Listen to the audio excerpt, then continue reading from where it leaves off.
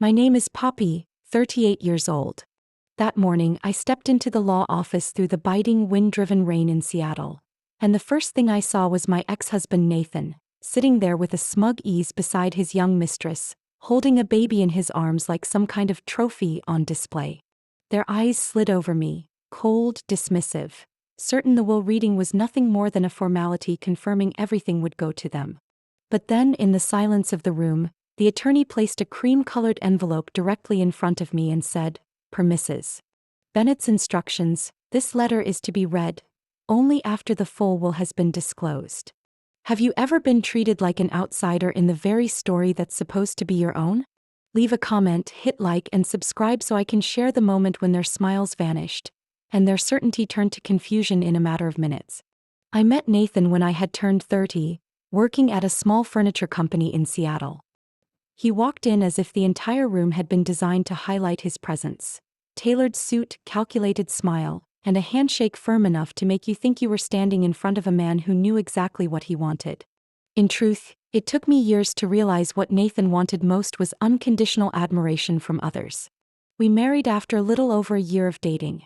The wedding was held in his family's garden, where white roses bloomed beside rows of wooden chairs draped in satin. What I remember most wasn't Nathan taking my hand as we walked into the ceremony, but when Eleanor, his mother, stood up during the reception, lifted her glass and said to the crowd, "Poppy isn't my daughter-in-law. She's the daughter I never had the chance to give birth to, but always hoped I would find."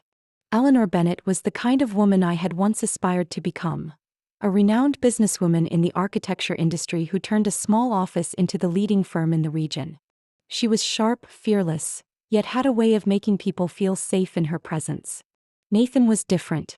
Even in the early months of our marriage, I noticed the detachment in his eyes whenever I talked about my own plans. He listened, but only enough to wait for his turn to speak. Eleanor seemed to notice before I did. At family dinners, when Nathan was busy on his phone or discussing deals with clients right at the table, she would turn to me, smiling softly, "Don't let anyone make you smaller, Poppy. You have the mind to lead, not to follow." At first, I took those words as simple encouragement, but over time I realized she truly believed in my potential. Eleanor started inviting me to her office on Friday afternoons. She showed me blueprints, explained cost calculations, and taught me how to negotiate with difficult clients. She talked about architecture, but really she was teaching me how to lay a strong foundation for anything I wanted to build, including my own life. Nathan was never enthusiastic about those afternoons. Once, when I came home late after helping Eleanor finalize a proposal, he spoke as if I had wasted my time entirely. "I don't get why you'd spend hours on something that's not going to benefit us." I answered quietly, "Not everything has to bring instant benefits, Nathan." He shrugged as if my words weren't worth a second thought. We kept up the appearance of a polished marriage until I realized the script had changed without me knowing. The late-night meetings, the unannounced business trips, they all formed a clear picture the moment I saw a text from Madison, his young assistant, on a phone he'd left in the kitchen. I thought I would keep silent at least until I figured out how to face Eleanor. But the truth, as always, has its own way of surfacing. One evening, I stopped by Eleanor's house to return a silk scarf she had lent me. Nathan was there, and so was Madison, wearing the same dress I had once seen in the photo on his phone, laughing in the living room. No explanation was necessary. I walked out without looking back. The divorce was swift. Nathan showed no remorse. In fact, he seemed eager to get it over with. What surprised me was Eleanor. She met me at a small cafe, asked no questions, offered no judgment. She simply took my hand and said, "You don't have to explain a thing." "I know." From then on, we kept in discreet contact. Sometimes she called in the evenings to ask how work was going, whether I'd tried the apple pie recipe she'd sent, or to tell me about a new project she thought I'd find interesting. In those conversations, I still called her Mom, and she still called me daughter. But a few months before she passed, things shifted. The calls came less often, the texts grew shorter. I assumed she was busy or perhaps unwell. Once I left a message, "Mom, if you need anything, I'll come right away." No reply. When I stopped by her office, the secretary told me she was on extended leave for personal reasons. Then one September morning, the bad news came. Eleanor had passed away after an illness. Details were scarce. a condolence card from the company, and a few days later, an envelope inviting me to the will reading. I held that paper for a long time. Nathan and I had no ties anymore. No one expected me to show up. But I knew Eleanor. If she wanted me there, there was a reason. And that reason, I needed to hear for myself. It was an early autumn afternoon, golden honey light filtering through the maple trees outside Eleanor's home, spilling a warm glow across the wooden porch. She had called me at noon, her voice slow and slightly hoarse as if she'd had a sleepless night. "Are you free, Poppy? I'd like to have tea with you." I didn't hesitate. Even with unfinished work on my desk, I closed my laptop, pulled on a long cardigan, and drove to her house. The road into Eleanor's neighborhood was so familiar I could have found it with my eyes closed. When I reached the porch, the door was already ajar, and the faint scent of cinnamon drifted from the kitchen, mingling with the light chill of early fall. Eleanor was seated at the tea table in the living room, beside the white porcelain set with gold trim she always used for serious occasions. When I sat down, she didn't pour the tea immediately. Instead, she looked straight into my eyes, a gaze so deep it felt as though she was reading every thought I had. "Don't mistake silence for surrender," she said, her voice gentle but weighted. "Sometimes it's when we're preparing for the final strike." I frowned slightly, my hand tightening in my lap. "Are you talking about something in particular?" She smiled. "You're smart, Poppy. You know when to wait and when to act. But the important thing is to make sure that when you act, you're doing it for yourself, not to prove something to someone else." I stayed quiet, afraid that if I spoke, my emotions would spill over and ruin the moment. She poured the tea, setting a cup in front of me, then poured one for herself. Her hands, marked by age, were still as steady as when she signed major contracts. "Poppy," she went on, "sometimes you have to let others believe you've stepped away from the board. Only then will they stop paying enough attention for you to make the move they never saw coming." I took a sip, the heat sliding down my throat but not quite chasing away the sudden chill along my spine. In that moment, I understood the silences between us in recent months. Not empty pauses but calculated space. Now and then she asked about my work, about my old plan to open a community space for women entrepreneurs. I told her and she nodded but rarely commented. When I stood to leave, she walked me to the door, resting her hand on my shoulder. "You'll be fine, Poppy. Not because someone will come to save you, but because you'll learn to save yourself." I didn't know it would be the last time I saw her in good health. Weeks later, I heard she had been hospitalized. I called Nathan to ask, but he answered coldly, "My mother's business is mine to handle. You don't need to concern yourself." I still went to the hospital carrying a basket of white daisies. But at the reception desk, when I gave Eleanor's name, the nurse checked the log and shook her head. "I'm sorry, the patient isn't accepting visitors outside of the approved list." I looked down at the list. My name wasn't on it. Nathan's and Madison's names were right at the top. I turned away, feeling as if someone had slammed a door in my face. Not because Eleanor wanted it that way, I knew she never would, but because Nathan had made sure I was kept out of anything involving his mother. The weeks that followed, I lived in a state of half-waiting, half-helplessness. I sent a few cards, a few small gifts to her home address, but there was never a response. The phone stayed silent. I told myself maybe she needed quiet, needed time to recover. But somewhere inside me, a stubborn instinct whispered that this time was slipping away in a way that couldn't be reclaimed. Then one September morning, as I was getting ready for work, the doorbell rang. The mail carrier handed me a gray envelope stamped with the law firm's logo. Inside was a short notice. "We respectfully invite Mrs. Poppy Bennett to be present at the offices of Whitman Lee on September 12th for the reading of the will of Mrs. Eleanor Bennett." I read that paper over and over. Eleanor's last words to me echoed in my mind, each one as if freshly spoken. "Don't mistake silence for surrender. Sometimes it's when we're preparing for the final strike."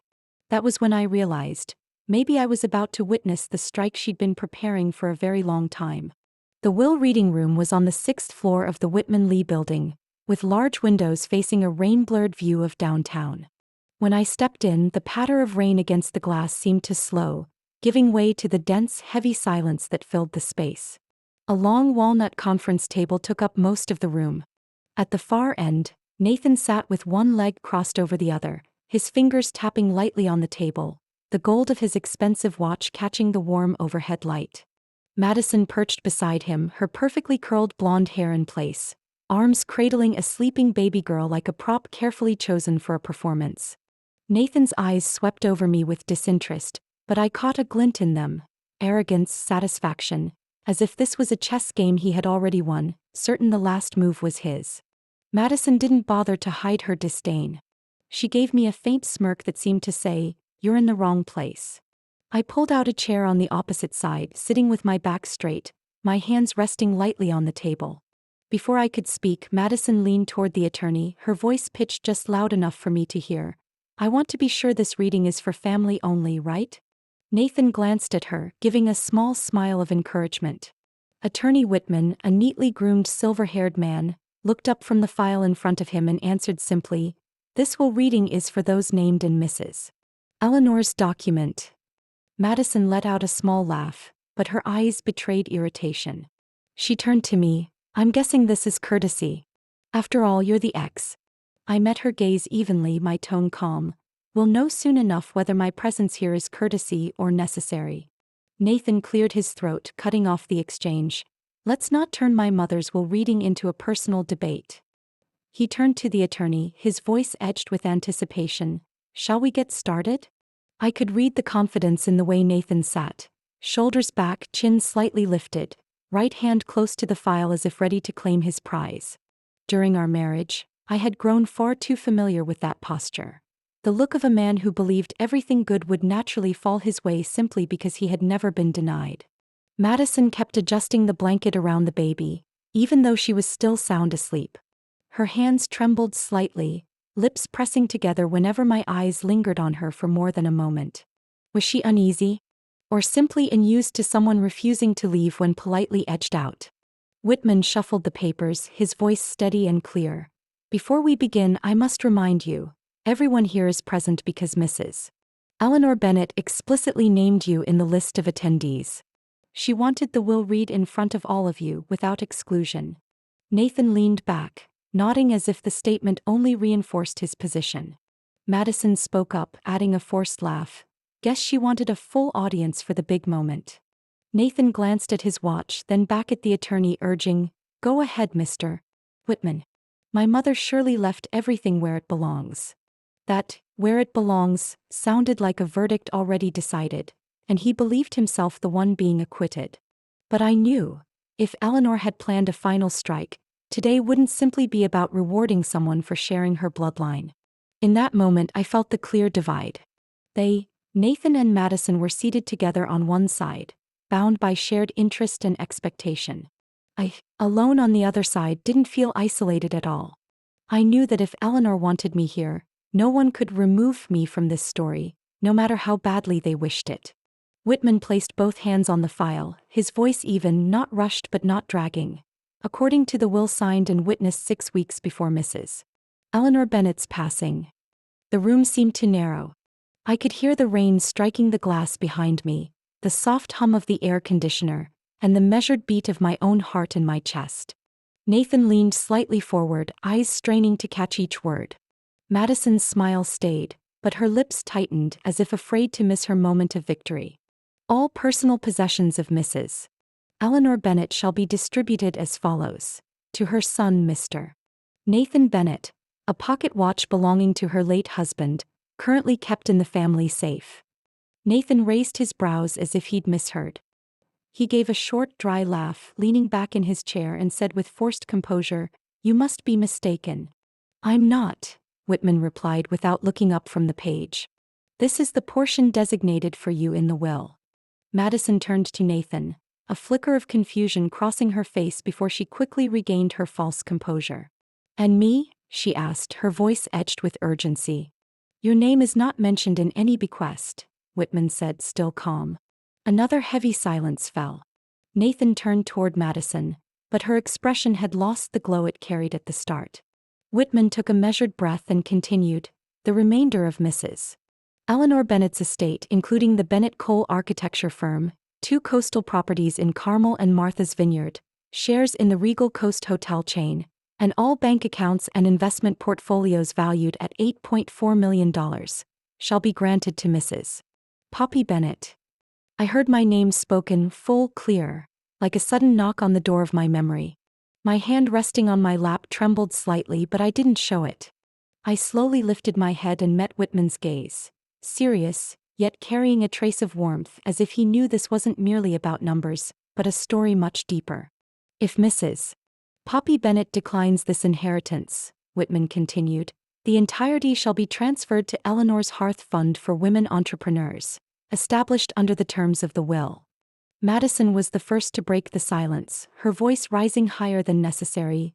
What? No way. She would never.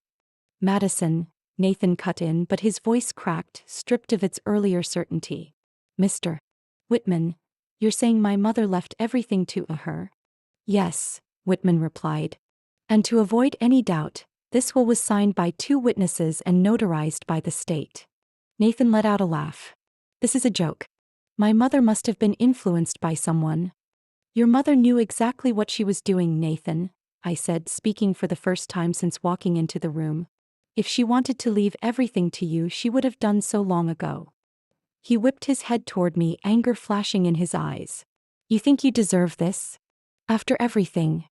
I remembered that autumn afternoon when Eleanor spoke about the quiet space before the final strike. And now that strike was landing, without noise but with enough force to shift everything. Madison shook her head, her voice trembling. This is an insult. Nathan, you have to do something. Nathan pressed a hand to his forehead, taking a deep breath. I saw the mix of shock and hurt in his eyes, but beneath it was another kind of fear. The fear of losing control for the first time in his life. Whitman closed the file and said firmly, This is Mrs. Eleanor's final wish. I suggest you respect it. If you wish to challenge it, Mr. Nathan, the law allows it, but based on the documents I have here, your chances of winning are very slim. I could hear the rain outside the window growing heavier. Inside me there was none of the gloating Madison imagined. Only a strange stillness, as if Eleanor had personally closed one old chapter, making space for another door to open. Nathan shot to his feet, his chair screeching sharply against the floor. The veins in his neck stood out as he nearly growled. What did you do to my mother, Poppy? What did you say? What did you do to make her change her will? My hands were clasped under the table, the coolness of the wood seeping into my palms. I could feel Madison's gaze dart between us, then settle on Nathan. Nathan, she lowered her voice, but not enough for me to miss it. Tell me we still have another way. He turned to her, cutting her off. Be quiet. This. Madison suddenly stood straight, as if the silence had been ripped apart. No. You have to tell her. Poppy, you don't understand. Her voice caught. We owe the bank over $300,000. All because. Madison. Nathan snapped, but it was too late. Because you said we would absolutely get the majority of the estate. You told me your mother had agreed. The words absolutely and agreed hung in the dense air, making it heavier. Nathan squeezed his eyes shut for a moment, then opened them again, and I saw a look I knew too well. The look of a man who had lost something he believed was his, and was already scheming how to take it back at any cost. I'll sue, Nathan said, each word bitten off. I'll prove you took advantage of my mother's weakness to force her to change her will. If you believe you can prove that, then go ahead. He circled the table, coming closer to me, planting both hands on the surface, leaning forward. Don't think you can sit there acting calm when my whole life is tied to what my mother built. Who are you two? I'm the one your mother trusted to carry on what she built. That answer made him hesitate for a fraction of a second, but he quickly turned away, as if unwilling to let me see any flicker of doubt. Madison clutched the baby tighter, her voice shaking. Nathan, don't you get it? We're out of time. If they call in the debt, we lose everything. Only then did I notice her knuckles whitening from the grip. Gone was the polished, superior demeanor she had when I first walked in. She was restless, unsettled, no longer in control. Whitman stepped in, his tone calm but cutting through. I suggest everyone remain calm. This is a legal document, signed and notarized according to the law. Nathan let out a sharp, humorless laugh. The law is a tool for those who know how to use it.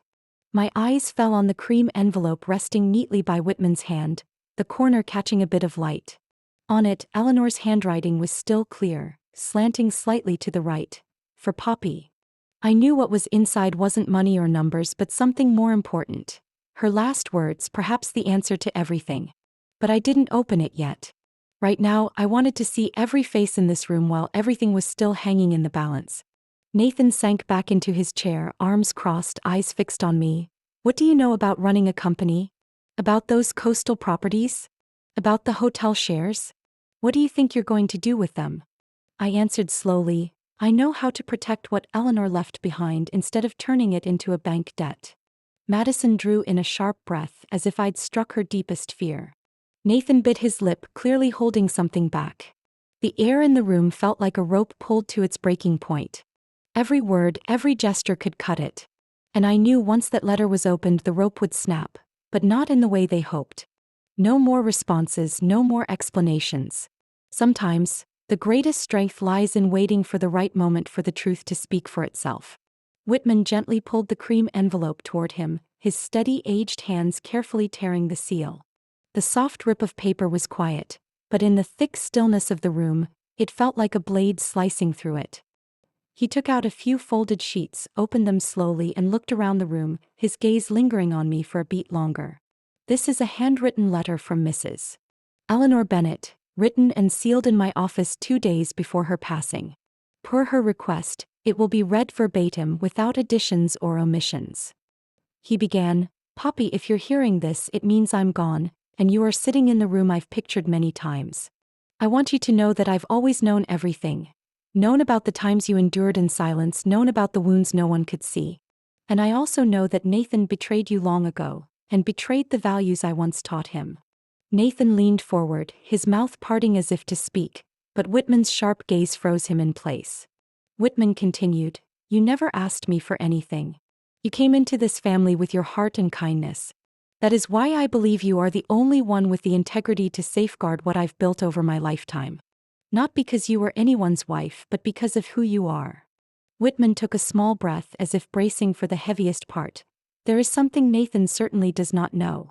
1 month before you and he divorced, I quietly transferred the largest share of Bennett Cole's stock into your name.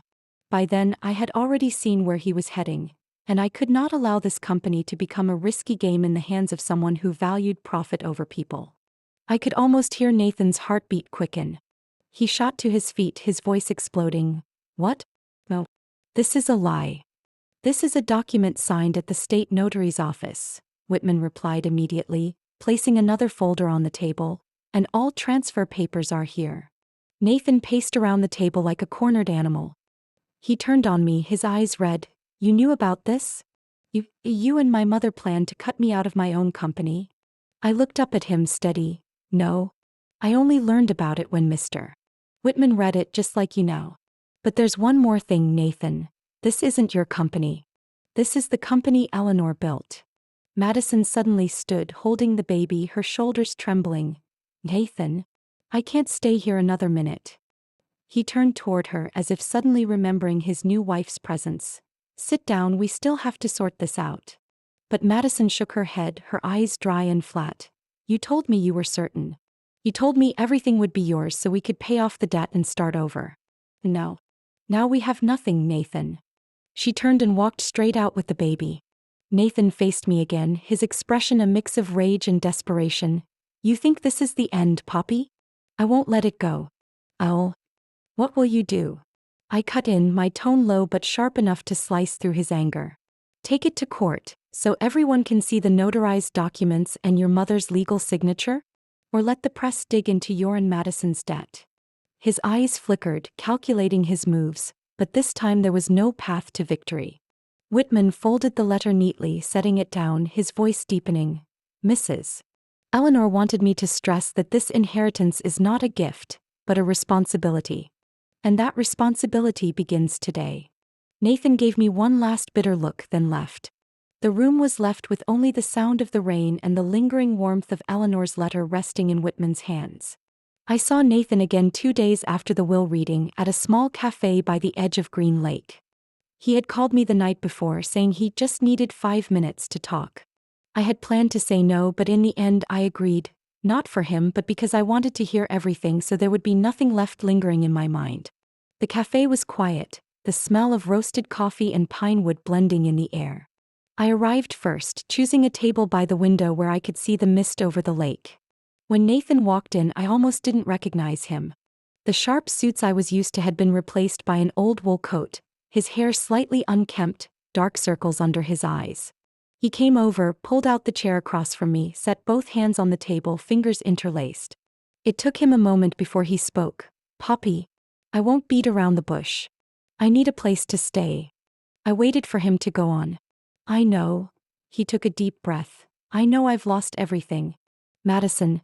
She moved back to her mother's with the baby. "I don't blame her. But I want a place so that when my daughter is older I can bring her over so she knows there's still a home." He looked up at me, his eyes a mix of pleading and the effort to hold on to some pride. "I don't need much. Just one of the 2 coastal houses. I can take care of it and—" I set my coffee cup down and cut him off. "Nathan, you had the chance to keep a home for your daughter. Even more than that, you had the chance to keep your family whole. But you chose differently. And this is something you'll have to figure out on your own." He leaned back slightly as if my words had pushed him away. "I know I was wrong," he said quickly, "but Poppy, I grew up in those houses. You grew up with Eleanor's love and trust and you lost those too. A house is bricks and wood. What you lost is something you can't buy back." Nathan looked out the window for a long time.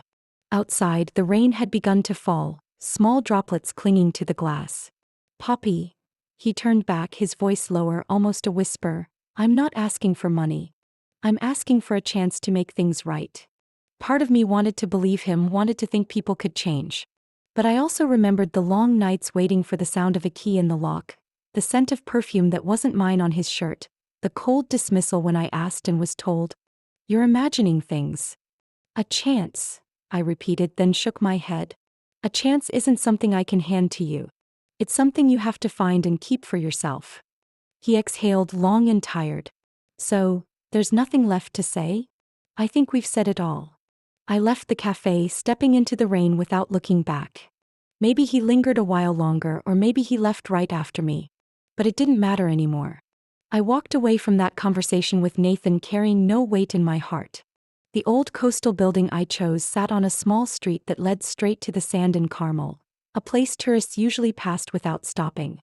It had been empty for nearly 6 years, its wooden door weathered, the sign so chipped it was unreadable. But the moment I stepped inside, I saw the high ceilings with exposed beams and the wide windows facing the ocean. In my mind, I could almost immediately picture the hearth.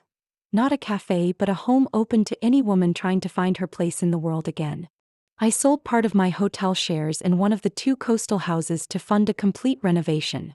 Instead of hiring a full-service contractor, I found local workers, men and women alike, to join in. The reason was simple. I wanted this place to carry the spirit of community from the very beginning. Those first mornings, I stood in the dusty space, listening to the sounds of hammers and saws, mingling with the laughter of a few women testing the old espresso machine I'd bought from a closed cafe. I decided to keep the original wood floors, polishing them but leaving a few scratches as the wrinkles of memory. One afternoon, while painting the bar with Marisol, a carpenter who had once abandoned her dream of opening her own workshop, she hesitated before asking, "Poppy, why did you choose to do this instead of enjoying the fortune you have?" I smiled, keeping my brush stroke steady, because if I keep it to myself it will die quickly. But if I share it, it will live, and outlive me. She nodded, a hint of light in her eyes.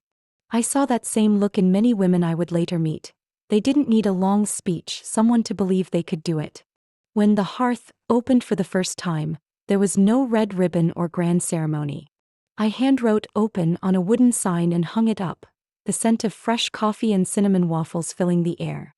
A few curious locals came in, sipping lattes while glancing toward the corner where I had set up a few tables and a whiteboard for workshops. In the first week, 3 sisters running a small bakery came to ask about getting permits and reaching customers online. In the second week, a young woman, Harper, arrived with paint on her hands, saying she wanted to turn her love for painting into a career. We sat by the window overlooking the ocean. I helped her plan, and months later, Harper held her first art exhibition right at the hearth. I also placed a wooden shelf by the entrance for anyone to leave business cards, flyers, or handwritten notes for the community. Now and then I'd spot scraps of paper with messages like, looking for a partner to open a flower shop, or need someone to teach bookkeeping for a small cafe. To my surprise, these notes started connecting people without me having to intervene. On stormy days with waves crashing and rain against the windows, the hearth felt warmer than ever. Golden lights, the hiss of the espresso machine, and the blend of different stories. A woman who had gone through a divorce shared her journey of finding a new job. A single mother brought her little boy along, joining a skills class while he played in the reading corner. Once, while tidying the counter, I saw a woman standing silently at the door, not stepping inside. I gestured to invite her, but she shook her head and whispered, "I'm not ready yet, but thank you for having this place." I didn't press.